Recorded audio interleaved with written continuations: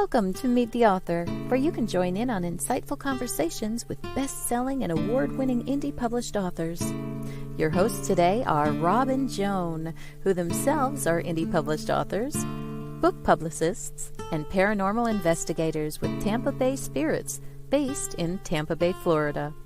Thanks for dropping by. And now, on with the show. Hi, I'm Rob. And I'm Joan, and I'm glad that you're watching our show. I usually say, whether you're watching it live or listening to it later, this is a pre-record, so you will definitely be listening to this later. But also remember, you can always listen to it on any of the channels for podcasts. We're on Spotify and Amazon and all kinds of places. Yeah, and we are very happy you're here. Yes. Shoot us an email if you want to make any comments, in between shows, whatever. We'll make sure the author gets them. Right, carternovels@aol.com. Want to remind everybody this coming, can you believe it's mid-November already? No. Crazy. Almost Thanksgiving. Episode Rewind is coming up this coming Saturday, and that's November 18th. That'll be Ronald E. Yates. And that was a good episode. I remember that one. Then next Wednesday, we have Dr. Emra Hall. That's also a pre-recorded new episode. It's the day before Thanksgiving. So that should be interesting. Want to remind everybody about the podcasts, Book World, The Great Escape podcast. And you find that on YouTube at CJ Peterson. And the Voice of Indie podcast with Beam Weeks and Gary G's. And that's on Blog Talk Radio. But you can find that at the end of our show, we run a little spot for them, and it tells you exactly how to get over to that. And it's immediately following this show. Exactly. So that's basically all the news I have right now, since it's a pre-recorded show, so I don't have much else here. And so why don't we welcome our guest? Oh, definitely. Hello, Joseph. Howdy. How are you? We're great. How are you? I'm not going to say I'm great, but I'm pretty substantial, Well,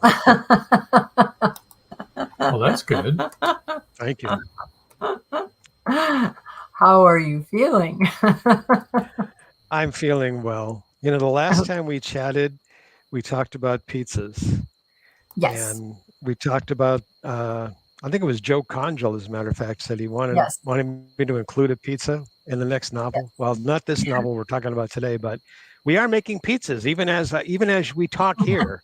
The dough is rising. So there you go.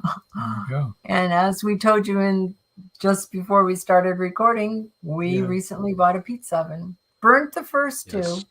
2 throwaways. Yes. That wasn't too bad. 2 throwaways, but then we were golden. Well, truth be told, we did eat. I ate most of mine, even though it was a little burned. Yeah, you got to. Hey, this is the only way you can tell. Yep. The top wasn't burned. Just the bottom. Yeah. That's right. Yeah. Right. And it's funny because everything I read while reading about it was everybody burnt the first couple, and I was like, yeah. It's kind of like the checklist. Yeah. Burn first 2, check. Okay, we're good. We can go now. Yeah. But it's the best. It really is the best. Yes. I know you talked about white pizzas, and our grandson makes those all the time. When we were over at his house the other day, he made a white one. You're gonna have to excuse yourself and go eat your pizza while we're in the middle of the show, right? Yeah. So you've been really busy since the last time you were on. You've had like 2 books come out, right? 2 more books published since we were last together. Yes. Since Empty Sky, we talked about Empty Sky the last time. Yep. What came up next after Empty Sky? After Empty Sky, we put up The Inheritors, which is literally my first completely new novel in 7 years at this point. And it's gotten a lot of very mixed reviews. I'll be very honest. Oh, The one thing that is consistent in all the reviews is that my writing is outstanding. People make comments such as, his character development is amazing. He is a master of dialogue. So that's consistent, whether I get 5-star or 1-star. The 1-star reviews tend to be from people who do not like the book's take on religion. oh, Okay. So, well, that'll okay, do it. all right. Makes sense. Yeah. Everyone's Yeah, entitled to an opinion. exactly. I have, and funny because I shared one of the first comments that came out on the book with a group of other authors. And one part of the review was very specific about something that I wrote in the book. And I don't want to run the risk of offending your audience. But all the authors were saying, that would make me want to buy the book. Are you kidding? I'd have to get the book now just to see if what they said was true. Said, good. Yeah. Okay. I'll take that. Yeah. So that was The Inheritors. And it's doing well enough, as an indie author, we kind of, slow climb to the top or to the side, whatever. Yeah. And then after that, most recently was The Shaman, which was many, many years in the making. Somebody asked me how many years it took me to write the book, because it's like 770 pages. I said 68 years. Yeah. So it's been, yeah. What is The Shaman about? I mean, I suppose it's about a shaman. Well, see, now the main character would never call himself that. I get because that. one of the things he is taught is, and there's a chapter in here called Grandmother Pavarti. And he says to her at one point, after he's been studying with her for a summer, he says, "You are a very powerful shaman." And she laughs. She says, "No, I'm not." And he says, "I've seen what you can do." "Yes, you are." And she goes, "No, I'm not." And then she explains to him, "I can do what I can do because the spirits let me. The spirits use me to do things. If I was a gifted pianist and I lost my hands, would I still be a gifted pianist? I may be able to teach music, but I wouldn't be able to play the piano. So I'm not one unless people come to me to be one. That's it." And in the chapter, she then looks kind of off to the side, kind of like, and she says, "But my teachers, they were really powerful shamans." And they both start cracking up, Yeah, sure. So, yeah, so he would never call himself one. He makes it a point whenever somebody says that to him. "No, I'm not. No, I'm not." But yeah, it's the story of a young boy who is basically, lack of a better term, he's cast out by his parents. His parents don't want anything to do with him. And his grandparents basically adopt him. And his grandparents are also students of gematria from over in Italy and the Mediterranean region. And they studied all over the world. So they began training him. And it turns out that he's an adept. He's just a natural. The universe flows through him. So it's about everything he learns from his grandparents. That's the first section, his childhood. Then there's adolescence, when his grandparents die and he has to go back and live with his parents, and they just deny everything that he's been taught. They literally beat it out of him. And yet he can't stop doing these things. So it goes from he's probably 9 or 10 years old all the way up through to post or just out of college, which is when he realizes, no, this is what I'm supposed to do, but I have no idea how to do it anymore. My grandfather introduced me to people, but where are they? And of course, now that he is ready, when the student is willing, the teacher will be there. They begin all over the place. He realizes that the ones who are really adept, They're your neighbors next door. They're, down the street. They're the garbage men. They're the gardeners. They're, you don't have to be quote unquote, with a big degree. You just have to be willing to learn. So that's the teachers section. And then there's the practice session. And if you'd like, I'd be reading a chapter out of that section, which is when he's now on his own, practicing, doing what he's been trained to do, and still learning. And then the last section is ending. You said gematria, which is, I've never heard of that. That's in Italy? No, gematria is a discipline. Okay, what is it? It's if you combined feng shui with Kabbalah, the numerology of Kabbalah, and just an appreciation for the natural energies of the world. Okay. Mm-hmm. So metaphysical. Combine those two. Yep, exactly. Those would be gematria. It's a single discipline. I have difficult. See, the thing is, English does not have a lot of good words for this stuff, Right. It is a very ancient tradition. Its roots go back. There are some anthropologists who see indications of it going back through pre-Judean times, through 10,000, 15,000, 25,000 years ago.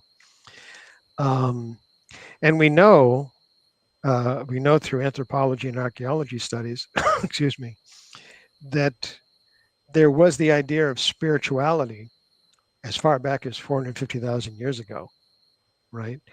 Before we were humans, we were burying people. Our ancestors were putting people in the ground with what they thought were sacred elements, their jewelry, their weaponry. Right. So they had the concept of there's something going on after the fact, right? After this reality, there's another one. And gematria is one of the, as far as I've been able to study, it is one of the oldest earth traditions, if you will. And it recognizes that this place we call home is one of many. And if you know what you're doing, and if you've studied and if you practice, you can go to the other places, which, people who do spirit travel, astral projection, what's the medium that they're conveying through, that type of thing.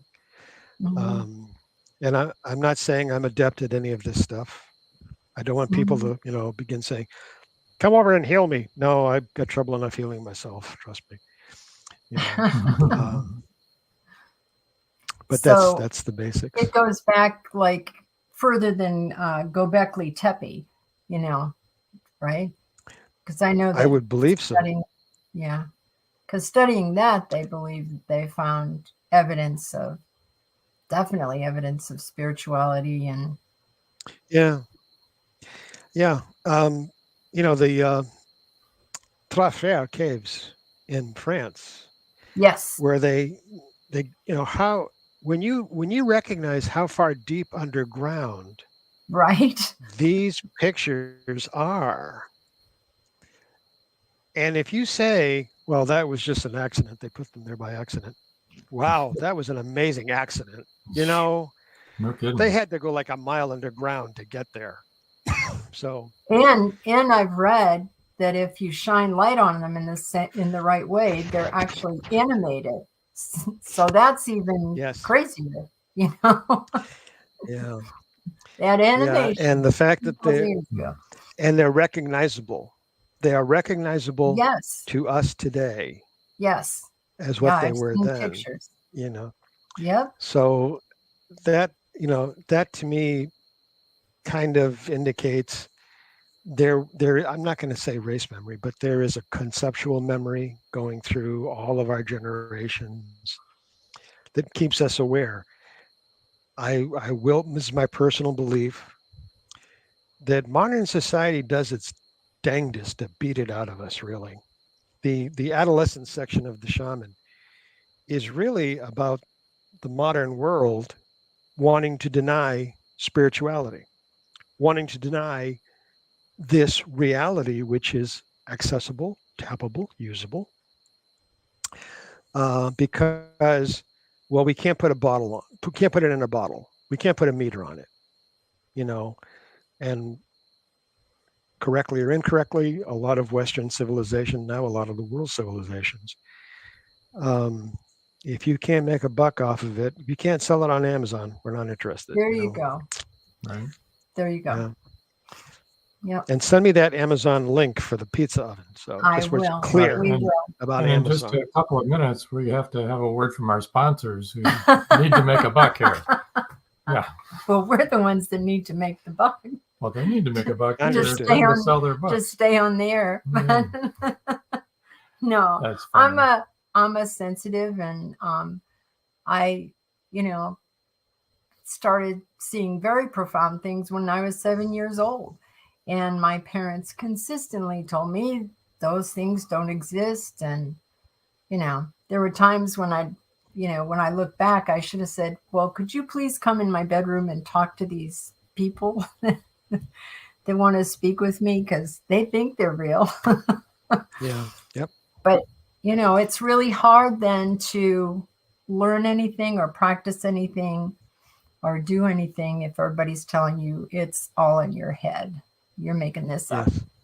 And I have a very good imagination. Yes. So it could all be in my head, Yeah. Well, the thing is, even Einstein said that science without imagination is useless. Science will get you so far, but imagination will get you all the way. And that to me, I mean, let's face it, if Einstein said it, he probably had a few things working for him, right? Maybe, he had some imagination too. Yeah, he did that relativity thing. Remember that? That was pretty good. Right. Yeah. That's right. Yeah. So, the whole quote unquote quantum revolution, to recognize there are things which we cannot see or touch, but which are the fabric of creation. Yeah. And I go back to Joni Mitchell. We are all stardust. Yeah, there you go. So, showing your age. Yo.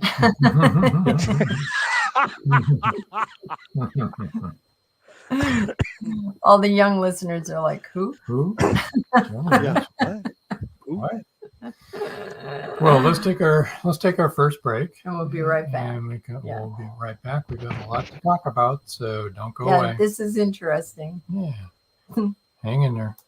It's 1919, and Eric Laska returns from the war in Europe. Two new enemies await him in the small coal mining town he calls home. One is a threat to his relationship with Rebecca, the love of his life. The other, a bloodthirsty beast, is stalking the mining town residents. The townspeople suspect Eric of one of the killings. An old man and Rebecca's 11-year-old sister have seen the beast, but only Eric believes their story. To protect the town and clear his name, he's forced to prove the werewolf exists. Available on Amazon.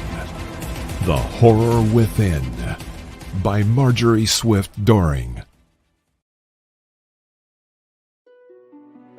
Paradise, my prison. Charlie Flint awakens from a deep sleep and finds himself alone on a tropical beach surrounded by a palm tree jungle and exotic animals.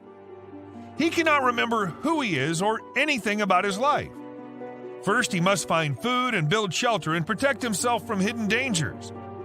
As his memory gradually returns, it reveals what a very flawed person he is. A man who made too many mistakes, made too many enemies. The implications of the truth are staggering. How did Charlie get there? And will he save himself? Paradise, My Prison is the riveting new suspense thriller from retired Hollywood scriptwriter George Dismukes. Paradise, My Prison by George Dismukes is available in jacketed hardcover, softcover, and all ebook formats worldwide. Madison Jackson loved being a cop. A young girl is raped and murdered near Burnett Reservoir. Madison vows to get justice for the child. Madison travels to the heart of Mexican cartel country. She is kidnapped, tortured. Will Madison ever make it home?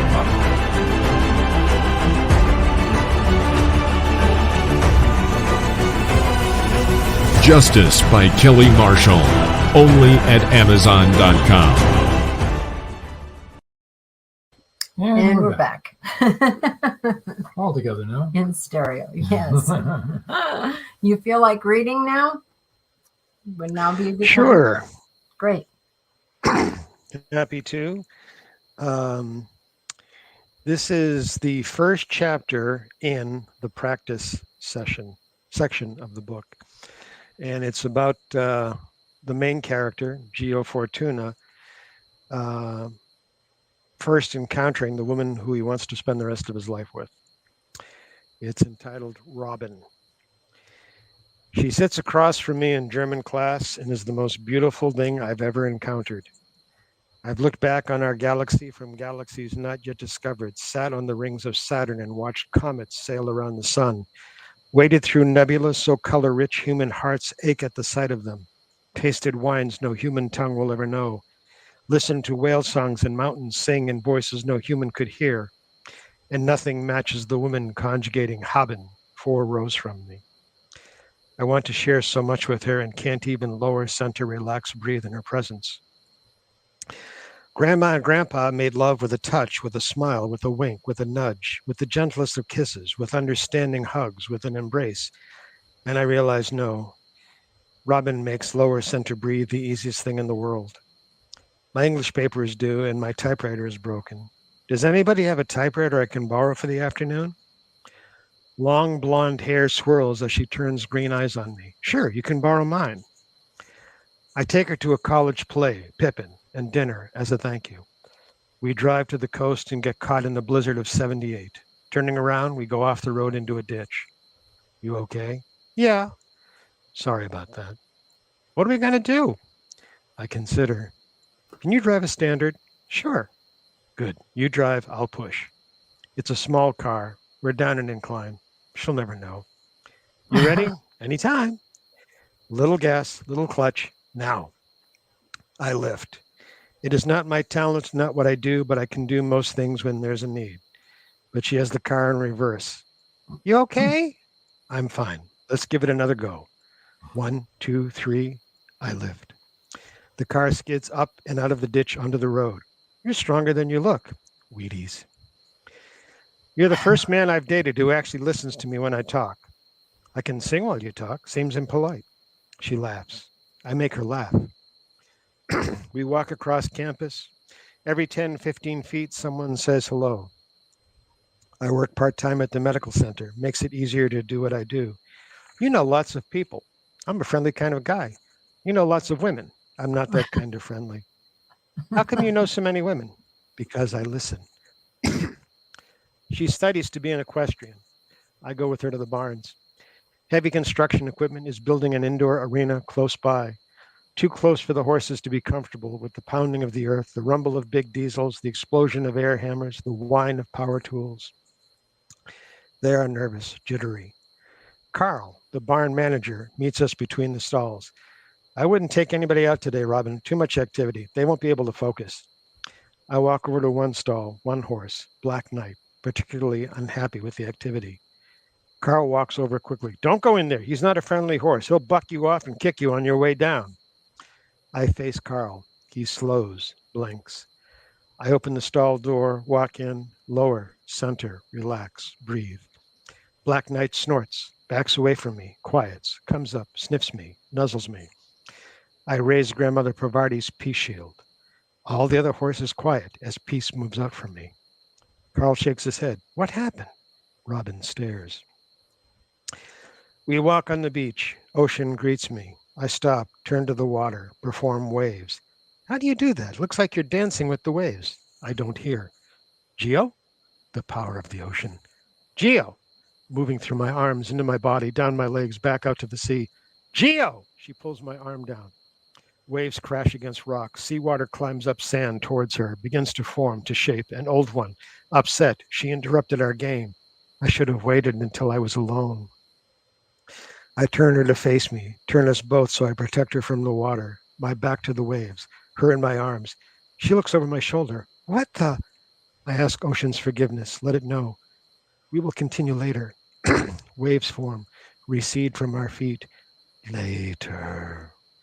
Did you hear that? Hear what? She wakes as I return, slowly, not to wake her, a mist taking human shape, becoming flesh as her eyes clear from sleep. She rises, as do I. Everything okay? She stares at me, reaches out and touches me. Robin? I thought, what? Nothing. Strange dreams. You okay? She rests her head back down but keeps one hand on me. Strange dreams. I make cheese omelets, fluffy and light. She walks into the kitchen, her bathrobe revealing curves I will spend my life exploring. Coffee's done. You know I don't drink coffee. I hand her a mug. That's why I made you hot chocolate. What's that smell? I open the oven door. Homemade cinnamon rolls. When did you have time to make these? I made the dough last night, let it rise, finished them early this morning, set the oven to bake. I want to ask you a question. Okay. I don't want you to lie to me. I never have. What do you do? I want to learn it. Physics? Don't make fun of me. She sits at the table and looks up at me. The window frames her in morning light. What do you think I do? Do you think I'm blind or stupid? I watch you. Yes, you do. What do you see? I see you at peace, rest. And when I'm with you, I feel it too. And you know where the police are, speed traps, and all the animals in the barn quiet when you're there. And I nod, I sit, take her hands in mine. With her, I am complete. You don't know what you're asking, princess. I know I love you. I know I'm afraid sometimes. You can forget me, meet someone else. After a while, it'll be like I didn't exist. She sneers. Yeah, right. She looks out the window. Could you forget me? Forget you? No. Wait to meet you again? I do a foolish thing. I show her this universe dying, a new one forming, suns created, worlds coming into existence, life forming. 15 billion years is not too long to wait to fall in love again. I don't want to wait. Will you teach me? I sing Judy Collins' Since You Asked. What I'll give you since you've asked is all my time together. Take the rugged sunny days, the warm and rocky weather. She finishes. This is what I ask you for. Nothing more. That's it. Wow. Ooh. That's powerful. Thank you. I like to think I'm good at it, or at least mediocre. No, you're good. No, that was very powerful. And I'm sure that the people who didn't get the Inheritors probably haven't read a lot of science fiction then, you know? Well, it was kind of interesting. One-star review from another author whose work I've never read. The first line of her review was, "This is an epic book of great epicness." And honest to God, I thought to myself, that's an author writing that? Wow, this is going to be good. I knew this was going to be good. But everybody's entitled to their opinion. And in their wording. She, in her review, she pointed out an error in the story. And she was right. There was an error. And I went, thank you. I contacted her. I said, thank you. I really appreciate that. It's just, good catch. And I don't know how she took that because I never heard back from her, but, when somebody's correct, they're correct. Right. You know what I mean? Yeah. Give them credit. And it's an opinion, people. I'm not wounded by this. Tell me I don't know how to write. Tell me my writing sucks. That bothers me. I want to know how to improve. Tell me you didn't like the story. You didn't get it. Yeah, well, life goes on. Yeah. Yeah. And everybody has different tastes and, different things that they like to read. But if you do make a mistake, we do want to be corrected. Right. I mean. Yeah. That's the way we grow. The great thing about print on demand is you can put out what you believe is a genuinely finished product, and someone comes back to you and says, I saw these typos, I saw these, whatevers. Thank you. And boom, within 2 days, it's out there again, all fixed. It's a wonderful world we live in. And there's a difference between constructive criticism, which I think everyone needs, and just being smarmy, just, you feeling less than, so you're trying to make somebody else feel less than. Nobody needs that. Yeah. No one needs that. It's another interesting review, if you don't mind my sharing these things. No. On the Inheritors, the Inheritors has got a lot of philosophical arguments in it, because basically what happens is Lucifer and the Archangel Michael are having conversations between themselves and with this incredibly gifted young man, who happens to be able to see them. And the discussions, I won't call them arguments, but the discussions are intensely philosophical. I've had my 5-star reviews. It's a 5-star review or 1-star review. The 5-star reviews, somebody actually wrote, Mensa matters. Not that I'm a member of Mensa, but they wrote an intelligent book written for intelligent readers by an intelligent author. One of the 1-star reviews was, I think the author wants to show off how smart he is, but he's really not. Oh, jeez. Oh, that's helpful review. Oh, that's now see, people. That is not constructive criticism. No, that's not the way to do it. But let's, in my mind, that was a very revealing review about him. Well, about them, yeah, but also it made me go, that whole area is not my audience. Well, people who like that individual's work are never going to like mine. Right. My plots are not linear. They're very convoluted. I have, Cecil B. DeMille characters all over the place. There's 1,000 people involved in my stories, So I'm talking too much. I apologize. You're not talking this too is much. What you're supposed to do. Yes, you're on here to talk. It's a podcast. But that I remember one time we got a review that said, what did he say? He said, too many cliches. Oh, yes, this book has too many cliches and the authors are funny when they're not trying to be. So it's like, well, there's a smoking gun on the cover of the book. So cliche number 1, we put it on the cover. And who knows how dare you say that we're being funny without meaning to? We put a lot of sarcasm in there that we meant to be funny. Yes. So that person, I was reading a book by that person wasn't smart enough to realize it was funny. Well, I was reading a book by I believe the author's name is Sassy Green, and it's the Billionaire Romance Club, I think is the series. And I don't read romance. It was one of those books where you're given it, please review. Okay, sure. And I got to tell you, every romance trope, cliche was in that book. However, they really served the story. They kept the story going, So when I wrote my review of the book, I wrote, this book had my breasts, if I had them, heaving. And it made me thick in the crotch, and my desire grew. And the author got back. Oh, that was a great review. I got to use that on my book covers. Go for it. But it was a great read. It was even if you're not a romance reader, it was a great read. Hysterical. I thought it was a gem. 5 stars. Yeah. I've read some romance that are really funny. They're tongue in cheek. Yeah. And I just really, enjoy it. And I'll be reading it and I'm thinking, I wonder how many people don't really get the point of this, that this is really, really laugh out loud funny, you know? Yes. And you're just having a great time.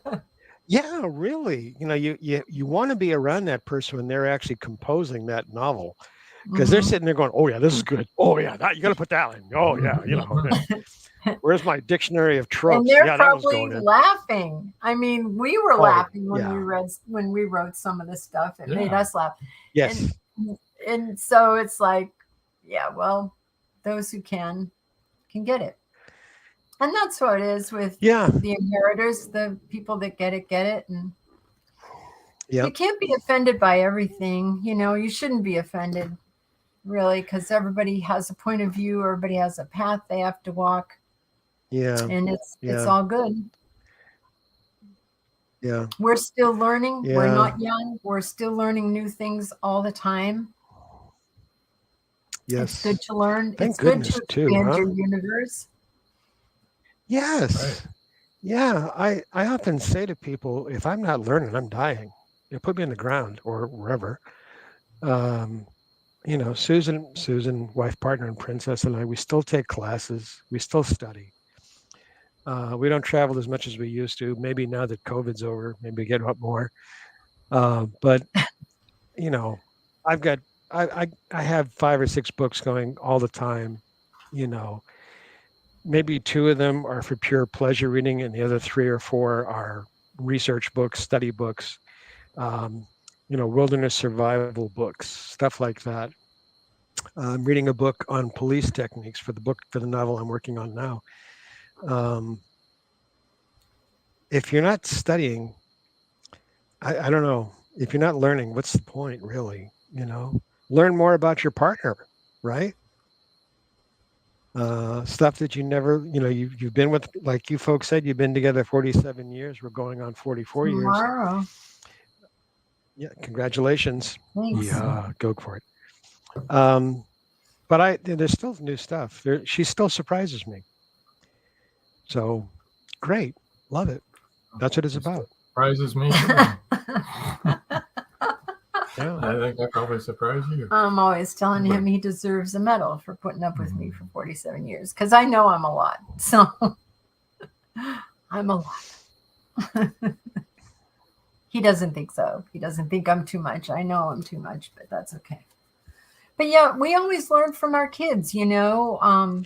Yes. We would listen to our kids when they were growing up, and a lot of people thought we were crazy for sitting down and listening to a 16-year-old and their point of view, and after talking with them saying, I see where you're coming from. I get that. You know, yeah, you can do that. And people are like, yep. Oh. I had somebody tell me once, this was my 6th child, who has always been a very independent, knows who she is, knows her boundaries, and doesn't mind telling you person. Okay. And I love that. And I love the feistier our kids were, the happier I was. And we had some feisty kids. And she knew what she wanted to wear when she was 2. And what do I care what she wears? So I would let her wear what she wanted to wear. And she still does, by the way, and she's 40. But this one person came to me and she said, you know, you really have to take control of your child and not let them go out looking like that, because that's going to hurt. And I'm like, yeah, no, I don't. You have how many children? 1. Okay. Good luck with that. Good luck with that poor kid. Well, we're running up on our last break here. So let's go ahead and get that out of the way. And when we come back, we'll do our book giveaway, tell people where to reach you, and talk about what your future is. There's a crime Very good. novel coming up. That's what I've Some heard. kind. Yeah, that's the word on the street. That's the rumor. That's the word on the street. Yes. Okay, so hang in there, folks. Be right back. We'll be right back. Many secrets are hidden within the darkness of the jungle. Behold, this one about a man, a woman, a black jaguar, and an ancient Maya legend. Two Faces of the Jaguar is a novel by George Dismukes that will take you deep into the jungle and capture your imagination until the last word. Two Faces of the Jaguar is book one of a trilogy. Two Faces of the Jaguar, where only the adventurous dare to read.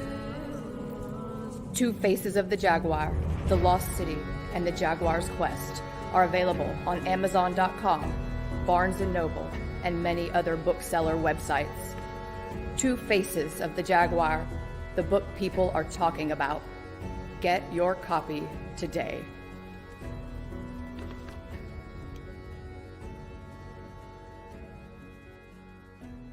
The clock is ticking. Can Gracie uncover the truth? Philip Pliant is the wealthy opportunist plastics dealer and CEO of Pliant Industries. He's also a master thief, creating a pervasive threat to the manufacturing infrastructure in the Caribbean islands markets. With the cartel as his stealth client, the naive city leaders have been seduced, enabling the production of more than three-dimensional building materials. The expected profits are monstrous. Is the art group, now led by Gracie and the family heirs, strong enough to win against this predator? Can JJ's cats act on the root cause analysis in time? Will Gracie be able to squash Pliant and the cartels? Gracie never considered their lives would hang in the balance. The clock is ticking. 5, 4, 3.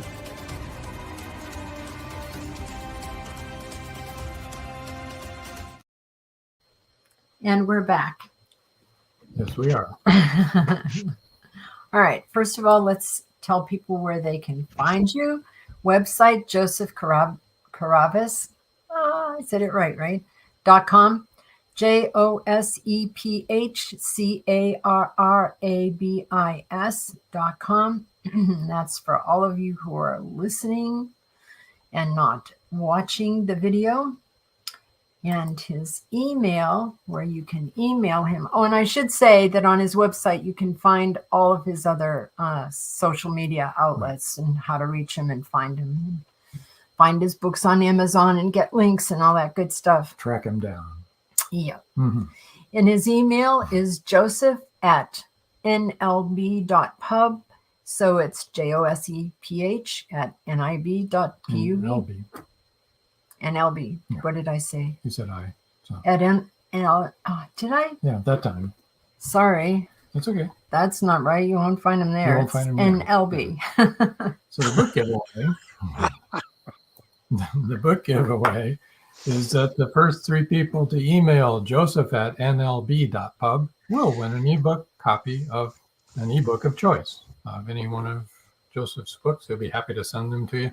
Now, even if you're listening to this 2 weeks from now, 2 weeks from when this airs, go ahead and shoot him an email. Or maybe they haven't been given away. Maybe you'll luck out and he'll be happy to accommodate you and at least start a conversation with you. Nothing else. Mm-hmm. Right? Yeah, exactly. And you can peruse all of his books on his website and see what he has to offer. Right. So go ahead and enter, everybody. Mm-hmm. And so you kind of hinted on what's on the horizon for you at this point with the police situation. Research. Can you kind of tell us a little bit about what's coming up in the Carrabis world? The next book out is going to be Search, which is it's the main character from The Shaman, Geo. And there's one chapter in The Shaman in the adolescence section entitled Search. And that chapter in the book is about three and a half pages long.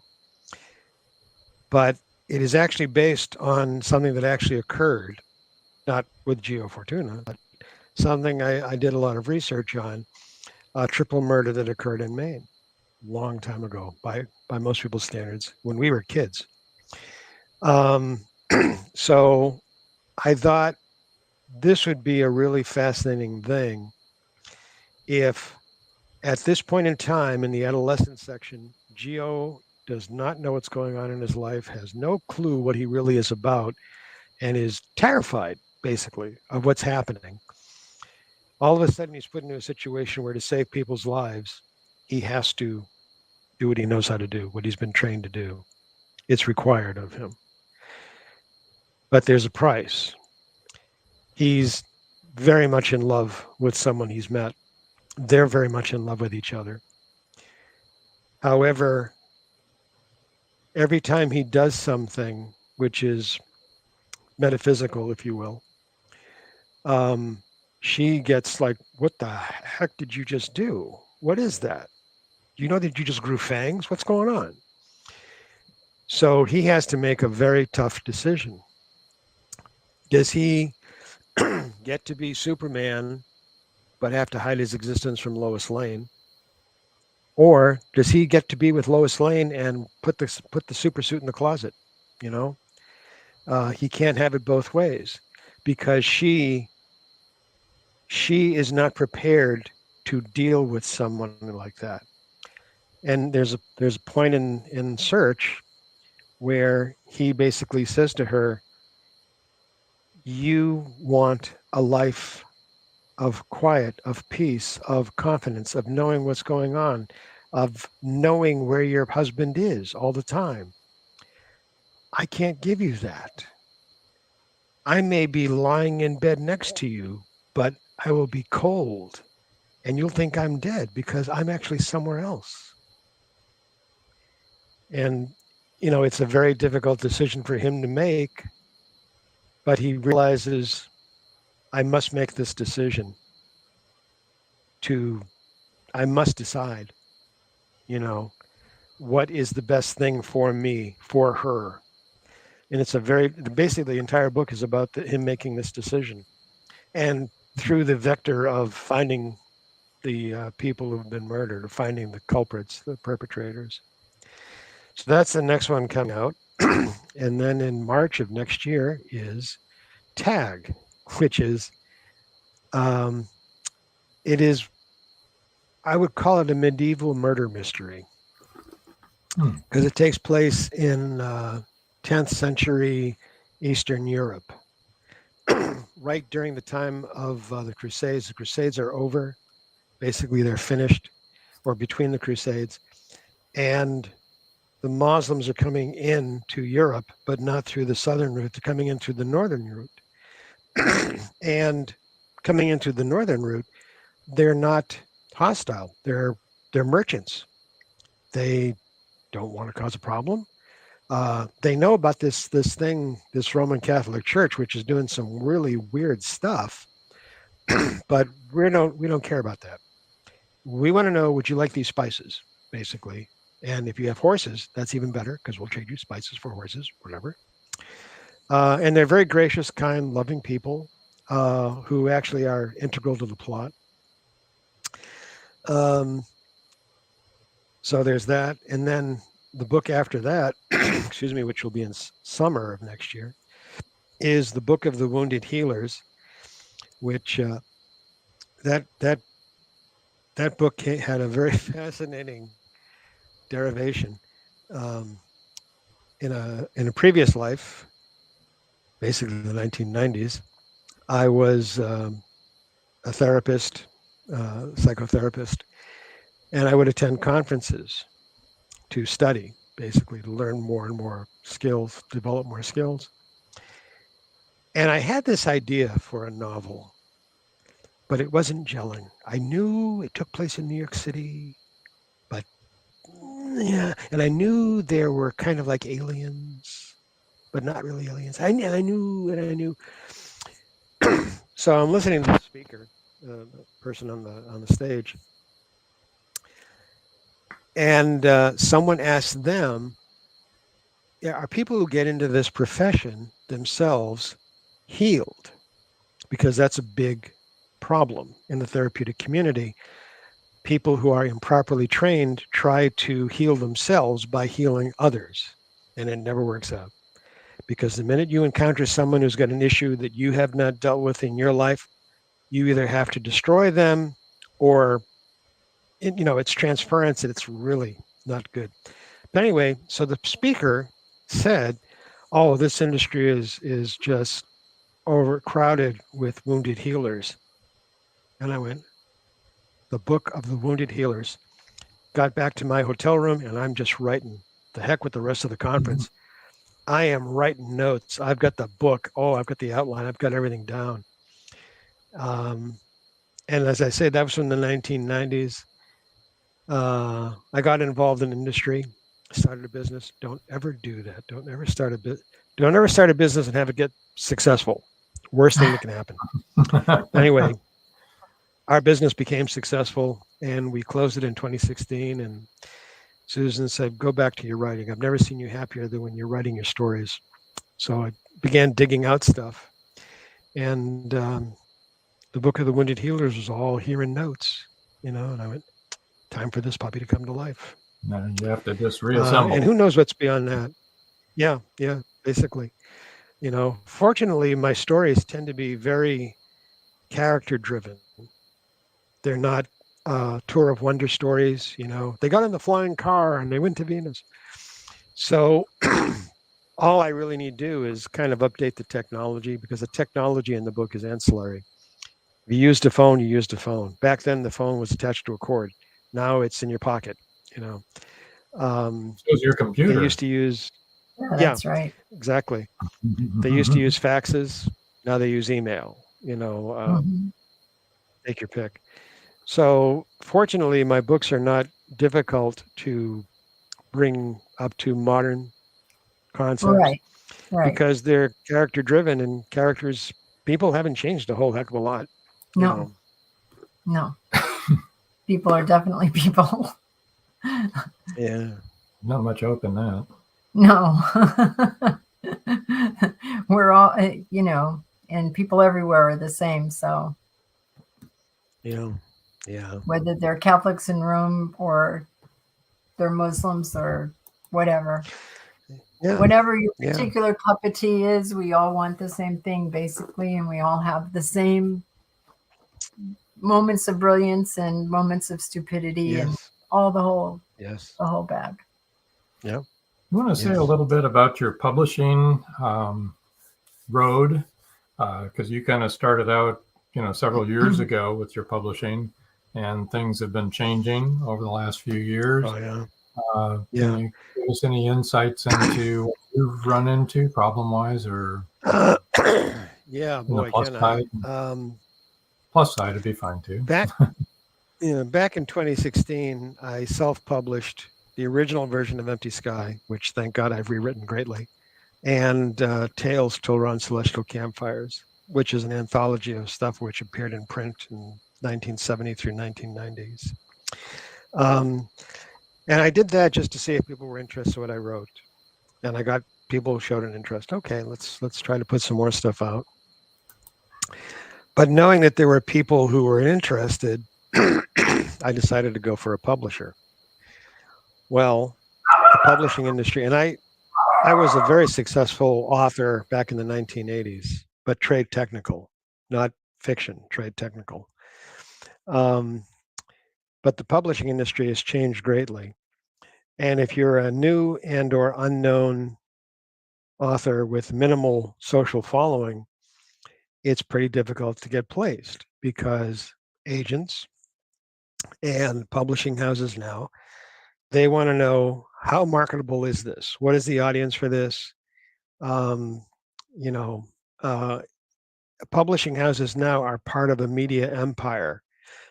Excuse me. So we can do a book, we can do a video game, we can do a arcade game, we can do a movie, we can do this, we can do that. You say, I'll put it in there. And I was unprepared for that. So, okay, we're going to go find an agent. We're going to go find a publisher. The first publisher I approached, or who approached me, was based in Canada. And because I had a business background, I said, I'd like to talk with you on, Zoom or whatever, Skype. okay, we have to, sure. And the guy just was not professional at all. He did not impress me in the least. I'm asking him very direct business questions. He's being evasive. And this was about the augmented man.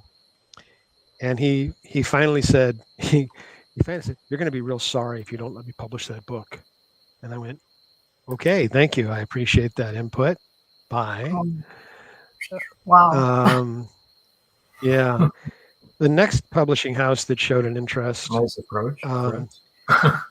Yeah. Yeah. Wow. The next publishing house I approached, or who approached me, they looked really good. They did. They had a good track record. They have a very successful marketing department. And I was really all set to go. They gave me a 5-book deal. I went, okay, this can't hurt. This is good. So then I sent them the first manuscript, and they had difficulty with it.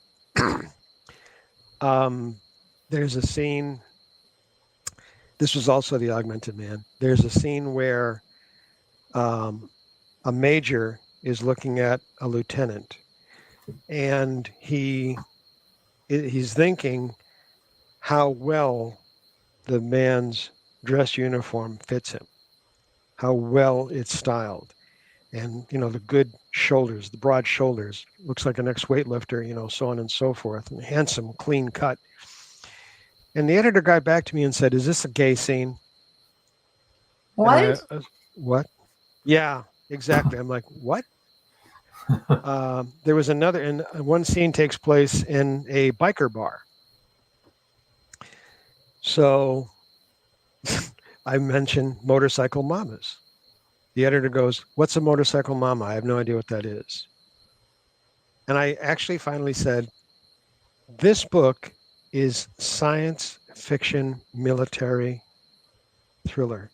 How many military science fiction thrillers have you edited?" This is my first one. I contacted the editor-in-chief. "Can we find somebody else?" She said, "I'll do it. I'll take it on." I said, "Okay, good." So finally I got the editor-in-chief. They had neglected to show me the house style book. And their house style book was, there are no colons, no semicolons. There are only dashes.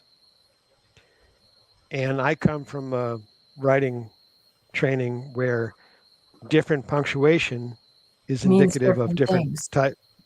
Yeah, exactly. So she said to me, can you go through it and take out all the ones that you think are kind of iffy? I went, yeah, okay. So that was 2 12-hour days over a weekend. And I sent it in, and she said, "Well, no, the publisher said it's all going to have to be dashes." So I went, "Thanks, tear up the contract. This ain't going to happen." The next publishing house lied to me. They lied. They didn't fulfill their contract. Horror story, folks. They, according to my attorney, they could have cost me up to $300,000 because they did not fulfill the contract properly. They gave away the rights to without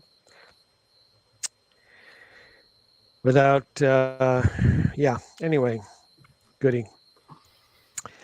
And there are people who have a lot of success with them, so good for them. Then I had a publisher, Empty Sky was picked up by a publisher who they wanted a 10-year lock on the book. Wow. And they were offering an advance. But I said, can you show me some of your information, your business information? Here are our authors. Here are the books we've done, blah, blah, blah. So, okay, well, I contacted the authors. None of the authors heard of this publisher. Went, wow. Whoa. We've got some real serious things going on here. Hey, Louise. One more publisher. Yeah, I managed to find them. Folks, I got them out of the way for you. I found them. What a bumpy road you've been on. One more publisher. Right? Yeah, who we got along really well. They discovered me. They found some of my short stories. I really liked them. Do you have a book in you? Sure. And yeah, we want to publish this. We want to publish that. We want to publish this. They're a small house. So, we were very fortunate. We had some extra cash. And I said, do you want me to help you with this? Do you want me to help you with the marketing budget? So I'm happy to do that because you seem like good people. You're starting out, or you weren't starting out. You've been in business for a while. But, I realize how difficult it is with a publishing industry.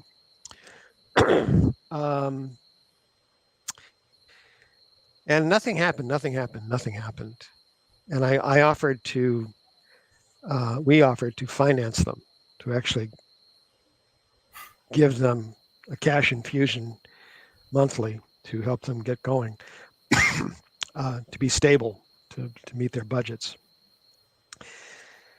And didn't hear from them for 9 months. So I contacted some of the other authors in their stable. They hadn't heard from them for 9 months. Whoa. What the heck is going on? And it turns out, again, going back to my background in psychotherapeutics, this was a British-based company. The individual demonstrated stuff which to me was signaling bipolar, manic depressive bipolar disorder. But I'm unfamiliar with British. I'm unfamiliar with their mannerisms, their publishing methods. Publishing is publishing, but how they're doing stuff, their language, the way they concern themselves with things. So I was going to give them a lot of leeway. I was going to learn as I went. And yeah, I did. Sad to say that publishing house is now really folding. They haven't been able to pay royalties to any of their authors for years. Very sad. So now we're in the present day. Yes. And I got together with a bunch of people who I knew from business, and I said, I want to start a publishing house. And the first question was, are you going to be in charge of it? I went, okay, yeah, sure. Yeah, okay, we'll invest. We'll do that. Okay. So then I contacted a bunch of authors that I knew and respected and said, I'm interested in doing this. I could use your help. Do you want us to give you manuscripts? God, no. No.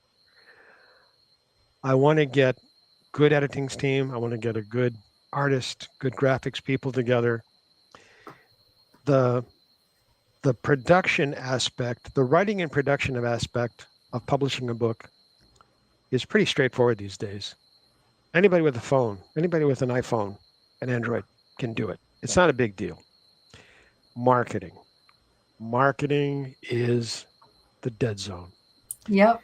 And I said to people, give us a couple of years. Any new business, you're going to take a couple of years to get it going. I said, give me a couple of years. I'm going to publish my books because I know that they're good and I know when they're not good. So I'm going to publish my books and I'm going to experiment for the next 2 years trying to learn how to successfully market. And when I can successfully market, then I'll publish. Then we're going to look at your stuff. But I do not want you to give me your stuff now because it'll go into limbo. I can't guarantee it. I want you to send it out. Find a mainstream publisher who'll take it. And if in 2 years you can't, come on back. We'll talk. So we had our first release in January of this year. We've been making more money ever since, more money every month. Still not breaking even. We're still not profitable. But anybody who's run a business knows, if you can make a profit in 6 months, something's wrong. You're looking for a big downfall down the road. Usually 2.5. The U.S. government gives you 5 years before you have to show a profit. I don't want to go that far. I don't feel like funding this thing that far out. But it is learning, for all the other authors out there, all the indie authors. When people come to you with, we can do this, we can do that. Oh my God, look at what we can do, blah, blah, blah. really do the research, folks. In business, it's called due diligence. Really explore, ask for validation. When people say, well, we have all these great, all these, people who love our stuff, wonderful. I want to talk to the people who think you're an idiot. Because if the things that didn't work for them are anything like my stuff, then I'm not a good fit for you. Right. I want to learn where the failure points were. When I was in business, when we were in business together, that was the thing. Companies would hire us, and well, we were doing this and we're doing this and we've been successful. Great. I want to know where the failures are, so we don't repeat them. Oh, really? Yeah, you've been successful there. I want to know what failed, so we can avoid those and be more successful. So I do that with marketing. And again, I've been able to find just about every failed marketing strategy on the planet. It's been amazing. Very good. There's probably more. I'm sure there are. I'm trying to avoid them, But wow. Well, Paul Hollis is an author that's often in our audience, and he was saying the other day that when he started writing and we started writing in indie publishing on Amazon years ago, there were 1 million book titles, and today there are 32 million book titles. So, and climbing by the day. And so really marketing is a difficult thing, and it's a long road. Because they're not doing it for you. That's for sure. No. And finding what is that magic, and it's probably different for different genres. Yeah. And it is. I mean, the romance authors, I know they have it made, man. They know what they're doing. They go out and they do their book signings, and they have conventions around romance. And then military also is another big sell. Yeah. They have a built-in audience that wants to read the books. And if it's authentic military, written by a military person, they'll buy it. Yes. And, so there's different niches, and it's not an easy solve. No, you have to really find your market. You have, and it can be a very slim market, but there may be 30,000 readers in that very slim market out of 7 billion. You don't need any more than that. There you go. I'm good with that. Yeah, I'm good. That's right. That'll pay for me to have dinner tonight. Yeah, I'm good. Yeah, that'll put dog food in the bowl. Right? Yes. As one of our friends said, go ahead. Well, I was going to say, I was in a writing group, and they were talking about Amazon. They sell so much product, and I went, no, Amazon does not sell product. Amazon sells advertising. Amazon's revenue comes from advertising products that are sold on their site. That's exactly right. That's right. Yeah, they don't sell books. They don't sell pizza ovens. They sell the ad to that. Exactly. Yeah, and they're like, that's exactly what they sell. Although they do take a hunk out of our profit, out of our books. Yes. But they don't produce anything. Right, they don't produce anything. Exactly. Yeah. They're a distributor. And as, again, anybody who's been in business knows, the distribution channel is where the money is. There is more money in logistics, getting the product to the market, to the consumer, than there is in producing and selling the product. Right. The news anchor on our local news channel this morning said, well, when I want a cupcake, I use Uber Eats. She has Uber Eats bring her 1 cupcake. Now, what do you think costs more, the cupcake or the drive over to your house? Right. Yeah, really. Are you kidding? I'm like, oh boy. Well, it's your money. You spend it how you want. Yeah. Okay, good for you, kid. Yeah, go for it. Well, this has been great. It's Joseph, getting back together again with you, and hopefully we'll be able to do it again maybe next year when you've got a couple more new books coming out, and I would love to. Yeah, Which will be soon. Yeah, it will be soon. This is already November, coming up on November. So March. Well, this is November. March will be his next book. This is mid-November. We're in mid-November right now. Yeah. So he loves time travel. It's time his travel. favorite thing. Yes. It's good. It's good. It There is you good. go. So we're going to move you over to the side here, and thank you very much for joining us. Hang around until we come back to you. Yeah. And let's see. I want to remind everybody next Wednesday, November 22nd, is Dr. Amara Hall. It's a pre-recorded new episode, but it looks like she's going to be a very, very good episode. And stick around for Voice of Indie podcast immediately following our show. And we're going to run that little blurb to show you how to get over there. So until next time. That's all, folks. Bye.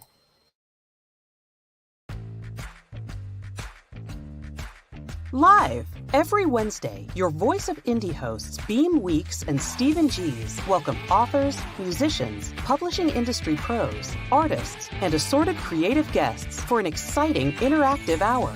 Call in during the show or post questions and comments on Twitter for responses in real time. Meet your favorite indie creators, learn inside tips, network, and promote your work. The link for each week's show is pinned on Twitter atop @VoiceOfIndie. And you can receive the link every Wednesday morning in your inbox by subscribing to our newsletter at freshinkgroup.com. Check out Voice of Indie every Wednesday on Blog Talk Radio and catch hundreds of episodes archived everywhere from our websites to our YouTube channel and Spotify.